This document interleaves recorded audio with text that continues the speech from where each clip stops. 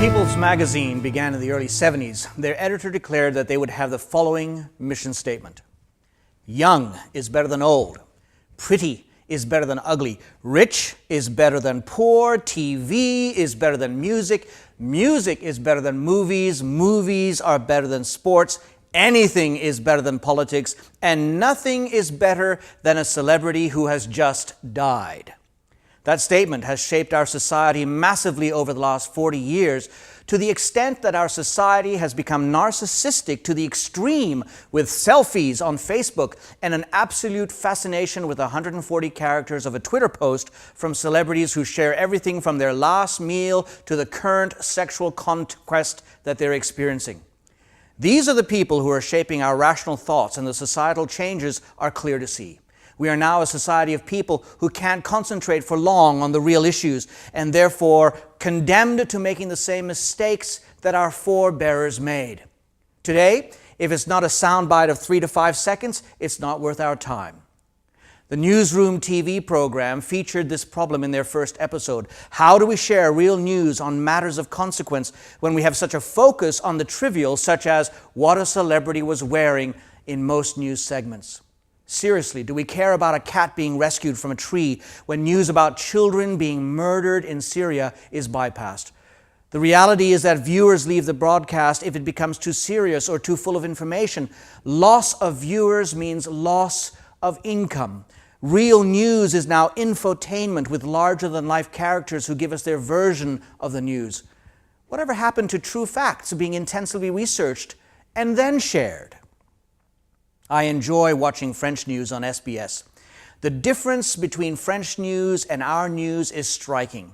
The French spend up to 10 minutes on each of the main stories of the day, seeking difference and opinion, arguing and counter-arguments. You get a real sense of good information from which you can make a decision which will affect your life, your family's life, your state, your country.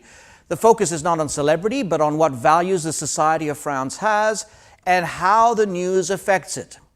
The great American statesman Thomas Jefferson said, "Educate and inform the whole mass of the people. They are the only sure reliance for the preservation of our liberty."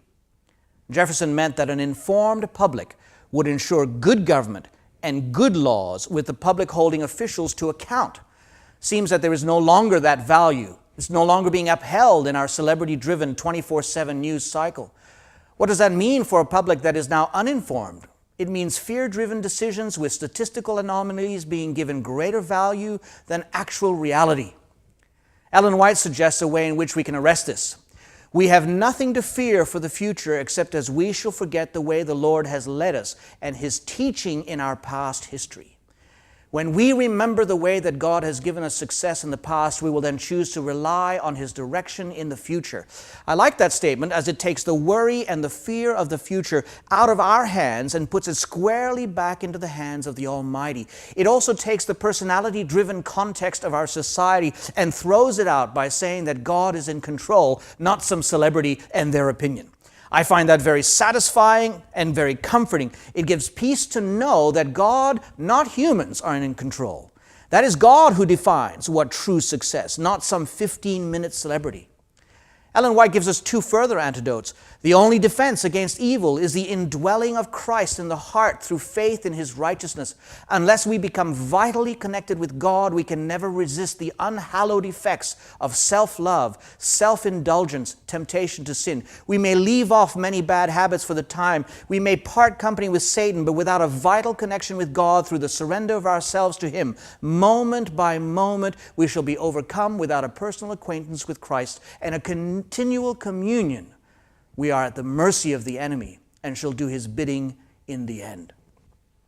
In order to have that personal, continual communion, she also states that it would be well for us to spend a thoughtful hour each day in contemplation of the life of Christ. We should take it point by point and let the imagination grasp each scene, especially the closing ones.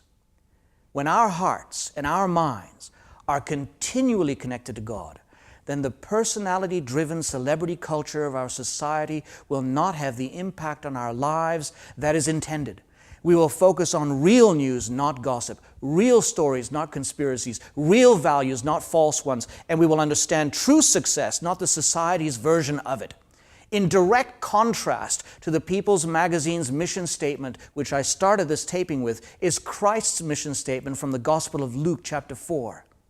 The Spirit of the Lord is upon me because He has anointed me to preach good news to the poor. He has sent me to proclaim freedom for the prisoners and recovery of sight for the blind, to release the oppressed and to proclaim the year of the Lord's favor. What kind of society or church would we be if that were the focus instead of what it is now?